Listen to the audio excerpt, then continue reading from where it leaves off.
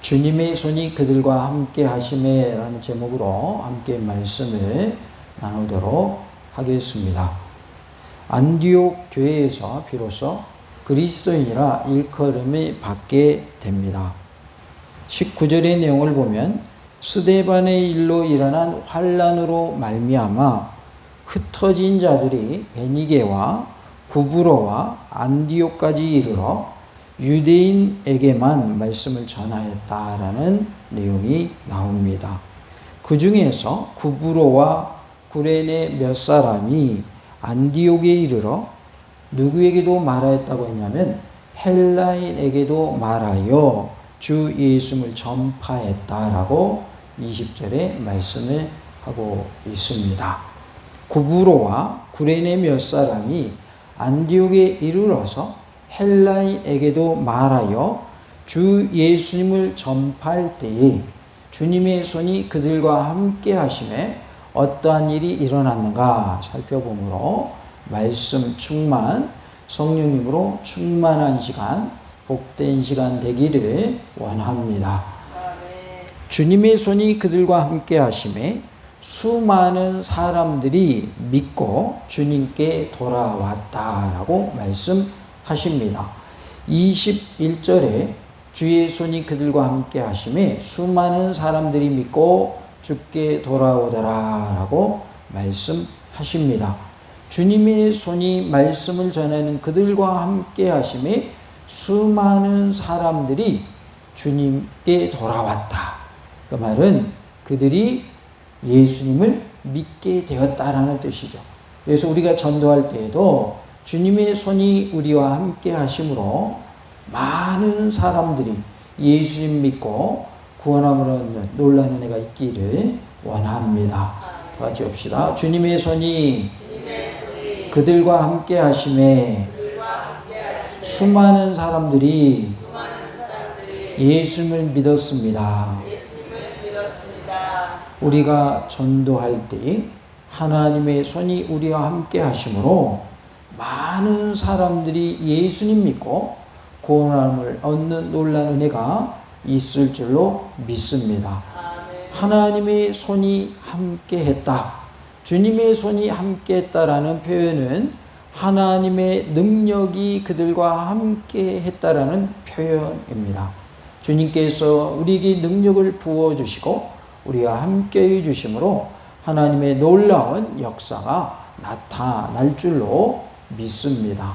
그리하여 하나님의 손에 붙들린 바 되어서 하나님의 능력을 힘입어서 주님의 도구로 크게 쓰임받는 우리 모두가 되기를 원합니다. 주님의 손이 그들과 함께 하셨어요. 21절의 이 말씀은 누가가 하나님의 능력이 함께한다는 구약적 표현을 그대로 사용한 것을 알 수가 있습니다. 그래서 주의 손이 그들과 함께 하심에라는 말씀은 하나님의 능력이 그들과 함께 하심에라는 뜻입니다. 사무엘하 3장 12절에 아브넬이 자기를 대신하여 전령들을 다윗에게 보내어 이르되 이 땅이 누구의 것이니까 또 이르되 당신은 나와 더불어 언약을 맺사이다. 내 손이 당신을 도와 온 이스라엘이 당신에게 돌아가게 하리이다 하니라고 말씀이 나옵니다. 아브넬이 전령을 보내가지고 다윗에게 한 말인데요. 당신은 나와 더불어 언약을 맺읍시다. 내 손이 당신을 도와서 온 이스라엘이 당신에게 돌아가게 하겠습니다. 라는 표현인데요. 여기에서 내 손이 당신을 도와라는 표현이 이제 누가에 의해서 주님의 손이 그들과 함께 하심에 라는 표현으로 이어진 것을 보게 돼요. 그래서 주님의 손이 함께 할 때에 하나님의 능력이 나타난다라는 것을 말씀해 주고 있습니다. 주님의 손은 무엇을 의미하기 때문에 그래요? 하나님의 능력을 의미하기 때문에 그렇습니다. 주님의 손으로 나를 붙잡아 주신다라는 표현은 주님의 능력으로 나와 함께 하신다 그런 뜻이죠. 그래서 주님의 손이 나와 함께 하신다고 하는 것은 하나님의 능력이 내게 임함으로 내가 어떤 상황에서도 이기게 하신다라는 말씀인 줄로 믿습니다. 그래서 매일매일 하나님의 능력 가운데 승리하시는 복된 삶이 다 되시기 바랍니다. 다 같이 해볼까요? 하나님의 능력으로 승리하며 삽시다. 내 능력입니까? 하나님의 능력입니까? 하나님의 능력입니다. 사실은 내가 능력이 없습니다. 하나님이 능력이 하나님이시죠. 내가 뭔가 하는 것 같지만 그것은 하나님이 나와 함께 하시기 때문에 나타나는 것이고 하나님의 능력이 나와 함께 하기 때문에 나타나는 것이지 내가 능력이 있는 것은 아니다. 그것을 우리가 깨달아야 된다 그 말이죠. 잘못 생각하면 누구에게 능력이 있다고 생각할 수 있어요? 나에게 능력이 있다 이렇게 생각할 수 있어요. 그 생각이 들어가는 순간 나는 뭐해지냐면 교만해지는 거예요. 나는 능력이 있어. 나는 대단한 사람 이렇게 돼버리는 거예요. 그런데 능력을 베푼 베드로, 바울, 예수님의 제자들 모습을 보면 내가 고쳐준다 이렇게 표현한 적이 있어요? 없어요? 없어요. 단 한 명도 그렇게 표현한 일이 없습니다. 누구의 이름으로 고친다고 표현을 합니까? 예수님의 이름으로 내가 널 고친다 이렇게 말을 해요. 주 예수 그리스도의 이름으로 명하노니 고침받을지어다 이렇게 말한단 말이죠. 그러니까 예수님이 고쳐주시는 것이지 내가 고치는 것 아니고 또 어떤 사람이 고치는 거 아니다. 단지 하나님 그 사람을 도구로 뭐하고 계시는 거예요? 쓰고 계시는 것이다. 항상 이 사실을 기억하시기 바랍니다. 그러면 우리는 교만해지지 않을 수 있어요. 그것을 잊어버리는 순간 우리는 뭐하기 쉬워요? 교만해지기 쉬운 거예요. 그래서 주어가 뭐가 돼야 되는데? 하나님이 돼야 되는데 그 하나님의 자리에 누가 들어가는 거예요? 내가 들어가는 거예요. 그래서 내가 고쳤어. 내가 기도하니까 나왔어. 내가 기도하면 다 돼. 이렇게 되는 거죠. 이건 잘못된 표현이다 그 말이죠. 내가 기도하면 다 되는 게 아니라 하나님이 나를 써주셨고 하나님이 하셨어. 이렇게 해야 맞는 거예요. 단 나는 쓰임받았기 때문에 감사할 뿐이야. 하나님이 나를 써주시니 얼마나 감사한지 몰라. 내가 한 것이 아니고 하나님이 하신 거야. 이렇게 할 때 하나님께 영광이 돌려지는 것이고 하나님이 나를 기뻐 받으시는 것이 되고 하나님이 계속해서 나를 쓰시게 되는 거예요. 만약에 내가 나를 높인다 그러면 하나님이 나를 더 이상 쓰시지 않아요. 그냥 내가 계속 그 일을 행한다 할지라도 하나님의 능력이 안 나타나게 돼요. 왜요? 내가 주어가 됐잖아요. 내가 주체가 됐잖아요. 그러니 하나님이 일하실 틈이 있어요, 없어요? 하나님이 일하실 틈이 없는 거예요. 하나님이 하시려고 그러면 내가 앞서잖아요. 내가 할 거야 이렇게 돼버리잖아요. 그리고 고치는 능력이 내게 있을지라도 신유의 능력이 내게 있을지라도 내가 고친다고 생각을 하니까 누구의 영광을 내가 가로채는 거예요? 하나님의 영광을 내가 가로채는 거죠. 그러면 하나님이 보실 때는 그 모습이 무슨 모습이 된다고요? 교만한 모습이 된다. 그래서 우리는 항상 겸손해야 할 줄로 믿습니다. 다 같이 합시다. 항상 하나님만 높이는 겸손한 자 됩시다. 누구만을 높여야 돼요? 하나님만 높이시기 바랍니다. 그리할 때 하나님이 나를 통하여 영광 받으실 줄로 믿습니다. 하나님께서는 나를 통하여 무엇을 받기를 원하시냐면 영광 받기를 원하셔요. 나에게서 하나님의 빛이 나타나기를 원하시고 나를 통하여 하나님 영광 받으시기를 원하셔요. 그런데 쓰임받는 도구에 불과한 내가 능력이 있다라고 표현을 해버리면 그 순간에 하나님께 돌려져야 할 영광이 누구의 영광이 되어버리는 거예요? 나의 영광이 되어버리는 거예요. 내가 영광 받는 것이 된다. 그래서 항상 주님만을 높이는 겸손한 자 되시기를 간절히 원합니다.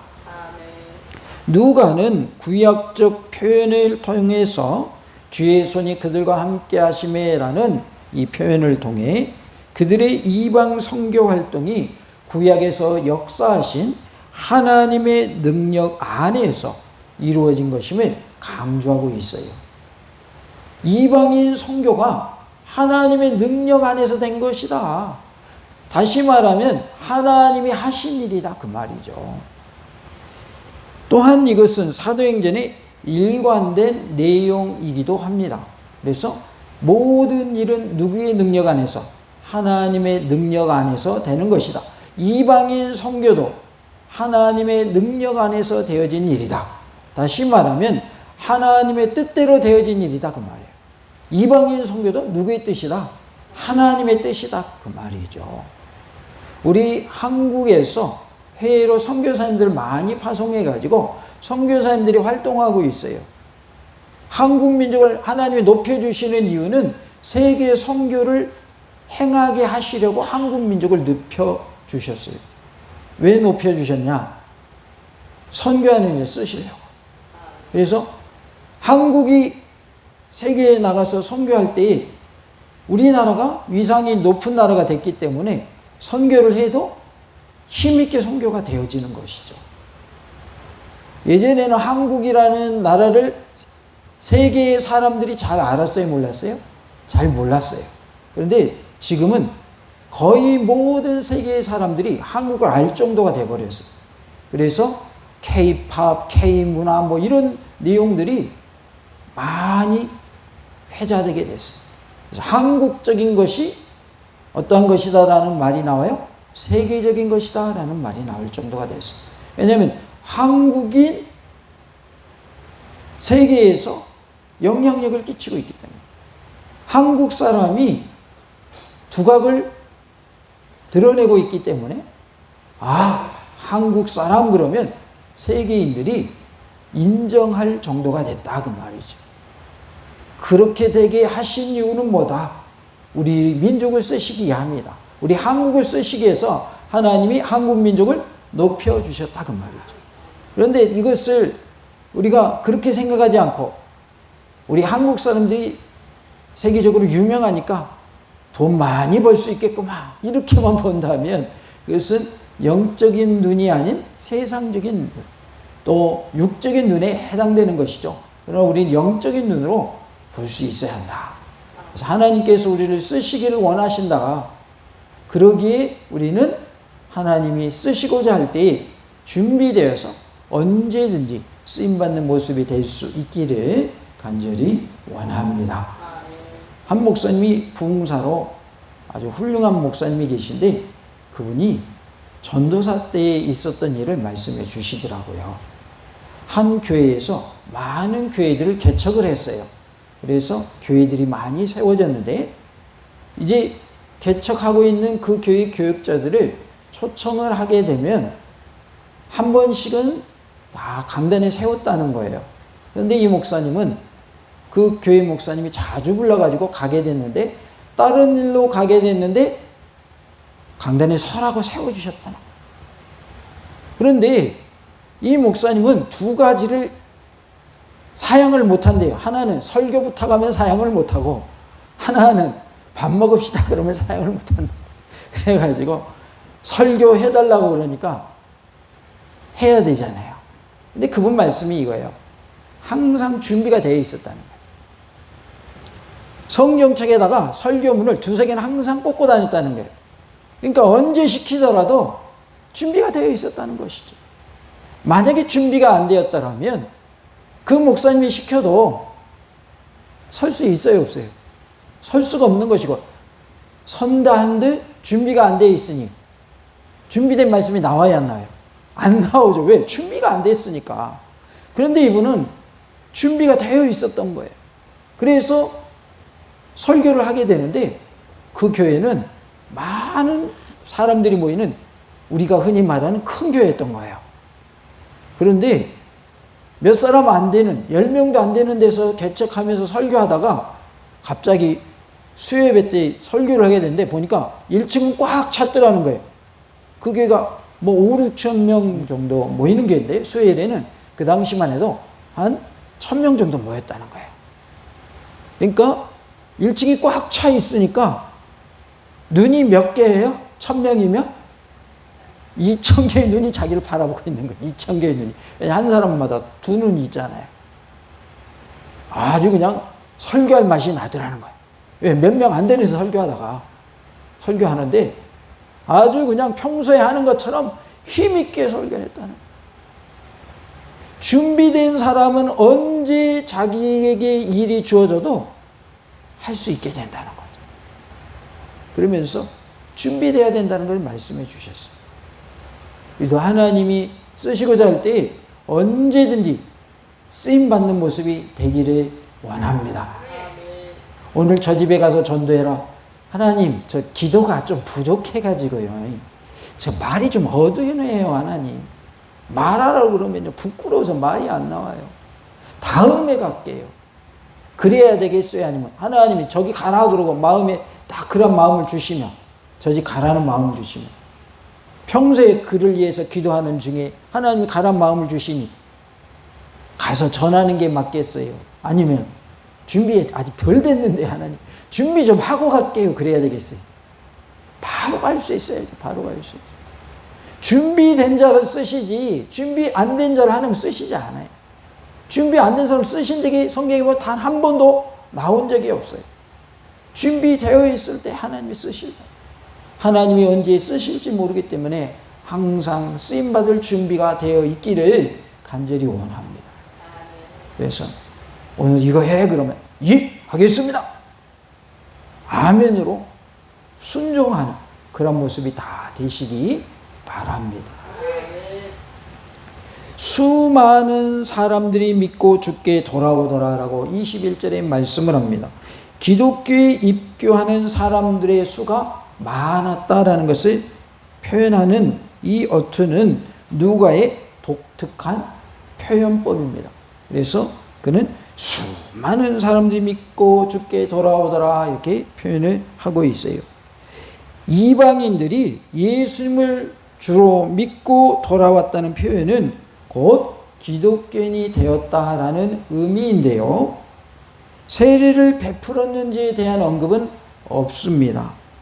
아직 교회가 조직되지 못한 상태이므로 세례는 시행되지 않은 것으로 추정되어집니다.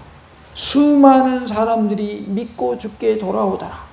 이 말씀이 우리 교회에 적용되는 말씀이 될 줄로 믿습니다. 아멘. 믿는 대로 됩니다. 아멘. 입술의 고백대로 됩니다. 아멘. 우리가 믿음을 가지고 선포해야 돼요. 우리 몽탄 중앙교회도 수많은 사람들이 믿고 주님께 돌아오는 놀라운 역사가 있을 줄로 믿습니다. 아멘 할 때 역사가 나타나는 거예요. 아멘. 믿지 못하면 아멘이 나와야 안 나와요? 안 나오죠. 그러나 우리는 우리의 의지를 가지고 그렇게 될 줄로 믿습니다. 아멘으로 고백하는 은혜가 있기를 원합니다.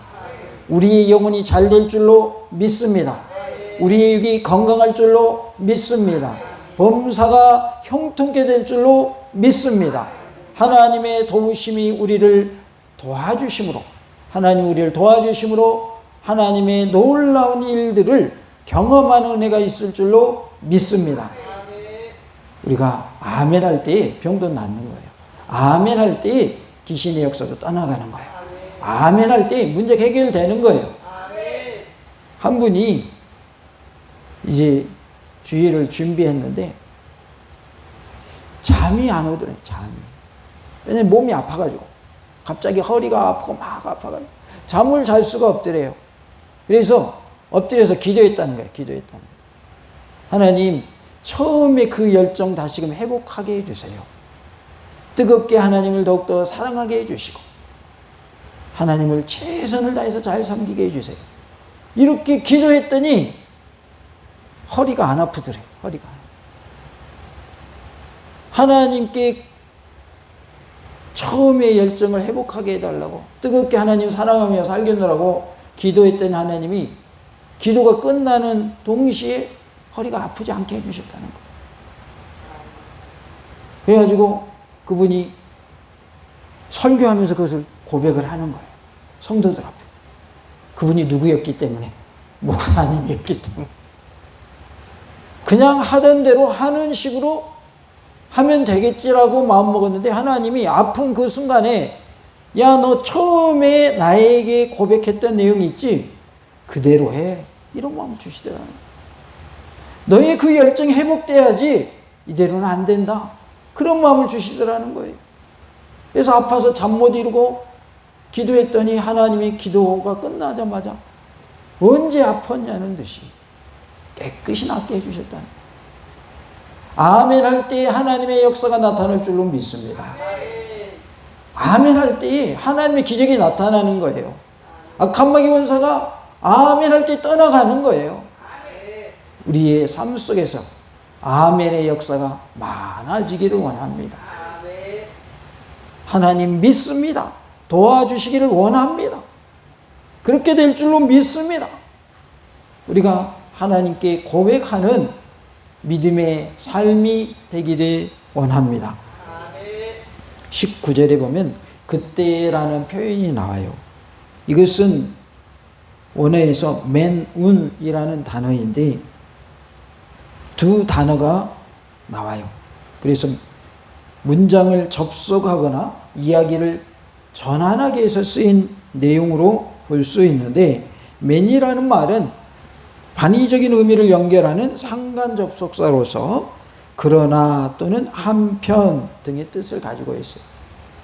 그래서 반의적인 뜻으로 쓰인 단어이고, 운이라는 말은 앞에서 언급된 내용의 결과로 나타나는 의미나 사건을 설명할 때 사용되는 단어로서 그래서 또는 결국이라는 뜻으로 사용되기도 했고, 때에 따라서는 그러나와 같은 반의적인 의미로도 사용되었습니다. 그래서 19절의 접속사는 앞의 사건과 시간적 연결을 말하는 것이 아니라 다른 이야기로의 전환을 의미하는 접속사로 이해할 수 있습니다.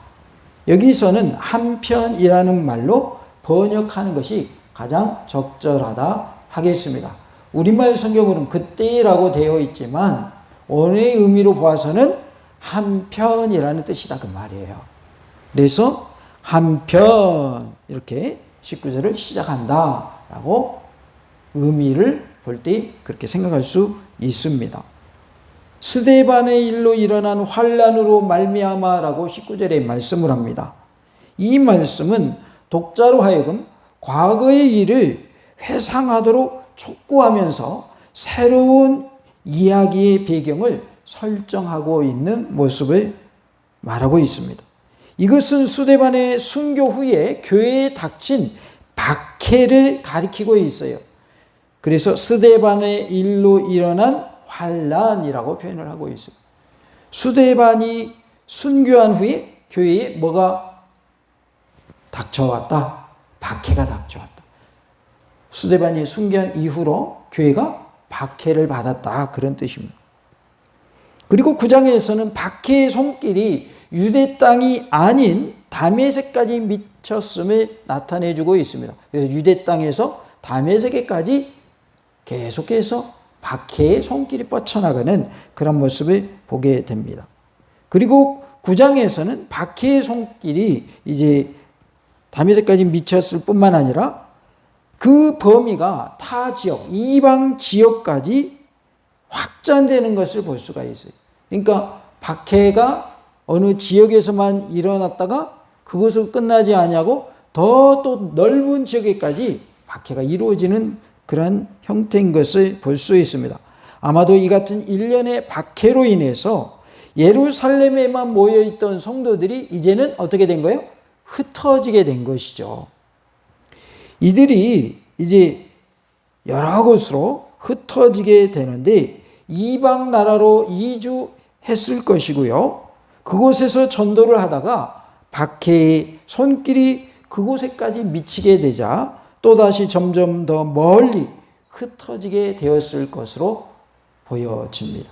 그러니까 처음에는 그들이 예루살렘에 모여 있었는데 박해가 일어나니까 다른 이방 지역으로 떠나게 되었고 거기서 또 전도하다 보니까 또 거기까지 찾아와서 박해하니까 또 다른 지역으로 점점 멀리 흩어지는 그런 모습을 볼 수 있습니다.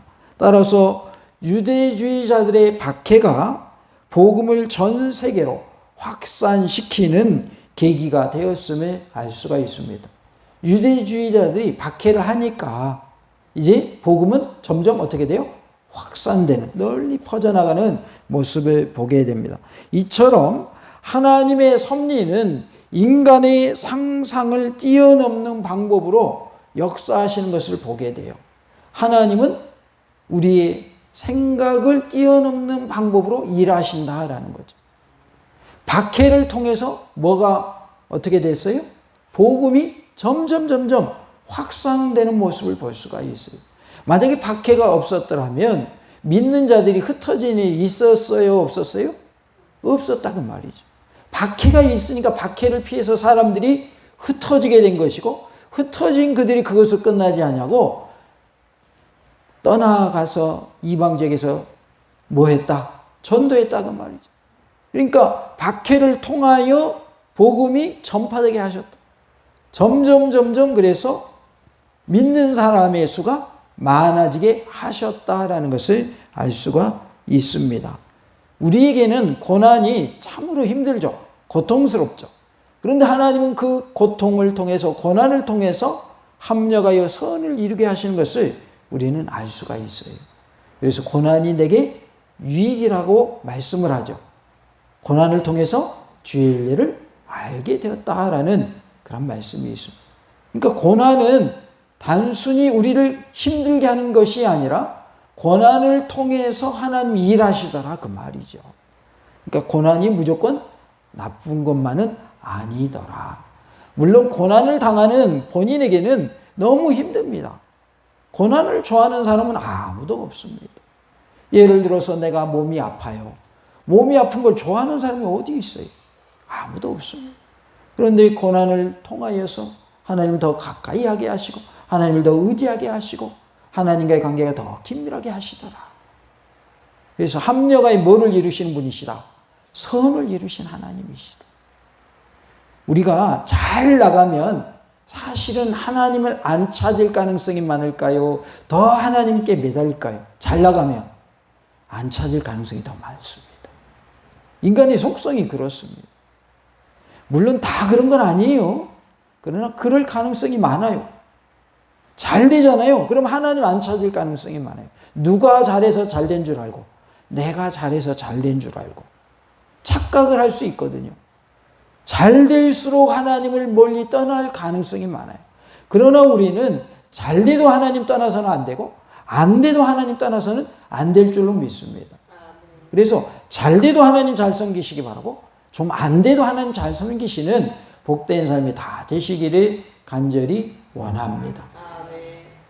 잘 될 때만 하나님 잘 섬기고, 안 될 때는 하나님 떠나도 안 되겠고, 잘 된다고 내 힘으로 잘 된 것 같아서 하나님 떠나도 안 된다고 말이죠. 우리는 어떤 상황 속에서도 믿음 잃지 아니하고 흔들리지 아니하는 견고한 신앙으로 끝까지 승리하는 은혜가 있기를 간절히 원합니다.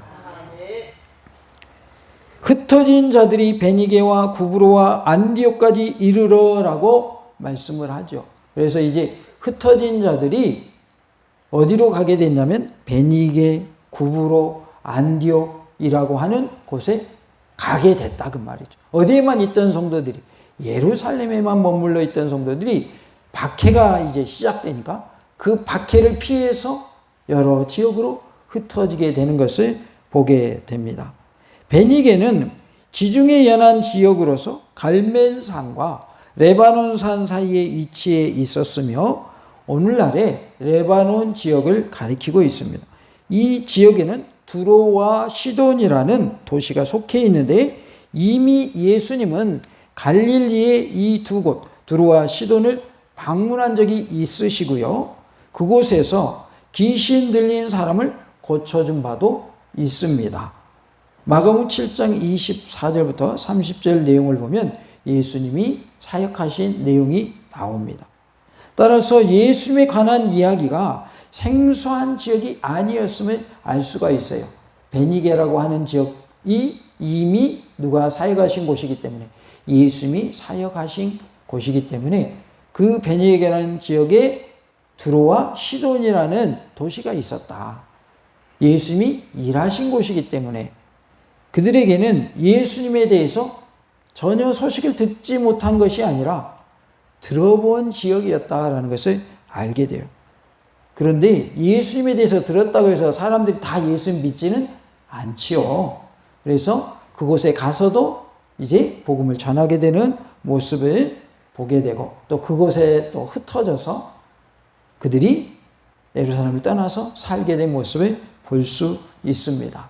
이렇게 여러 지역에 가서 베니게, 구브로, 안디옥에 가서 그들이 살게 되고, 그리고 처음에는 그들이 흩어졌지만 누구에게만 복음을 전했어요? 유대인들에게만 복음을 전했어요. 그러나 또 헬라인에게도 복음을 전하는 일이 있게 되었고, 헬라인은 이스라엘 사람이 아니잖아요. 이방인이잖아요. 그래서 이방인에게도 복음이 전해지는 그러한 일들이 일어나게 됩니다. 하나님은 박해도 하나님이 도구로 쓰시더라. 그래서 예루살렘에만 머물러 있던 그들을 흩으셔서 여러 지역으로 떠나게 하시고, 그곳에서 그들이 그냥 사는 것이 아니라 거기에서도 복음을 전하게 하시고 많은 사람들이 예수님 품으로 돌아오게 하는 그러한 일에 쓰임 받더라라는 것을 말씀해 주고 있습니다. 하나님의 은혜 가운데 주님의 손이 나와 함께 함으로 나를 통하여서 많은 사람들이 예수님 품으로 돌아오고 예수님을 믿는 역사가 크게 일어나기를 간절히 원합니다. 같이 봅시다. 주님의 손이 나와 함께 하심으로 수많은 사람이 구원받게 하옵소서. 할렐루야.